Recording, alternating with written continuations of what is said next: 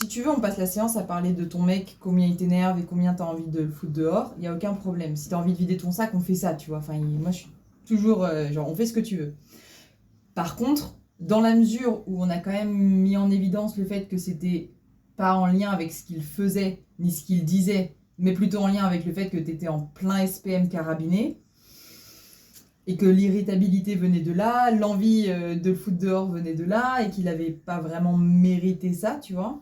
On peut en parler pendant 1 heure. Si c'est ça que t'as besoin, vider ton sac, on le fait. Deuxième option, ce que je te propose, c'est qu'on aille voir un autre truc qui est plus délicat, moins agréable, je te préviens.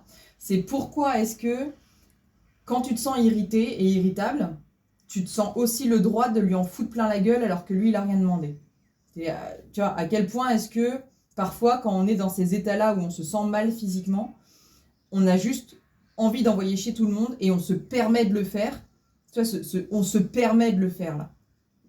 Pourquoi? Ils ont rien demandé et c'est pas parce qu'on se sent mal qu'on a le droit d'être des connasses. Tu vois ce que je veux dire? On peut aller explorer ça aussi, si tu veux. C'est moins agréable, mais au moins ça va permettre d'apaiser ta relation avec lui. Et toi, de te recadrer un peu pour que tu débordes pas émotionnellement, parce que quand on se permet de déborder, bah, c'est des cercles vicieux derrière, l'engrenage commence et on s'en sort plus.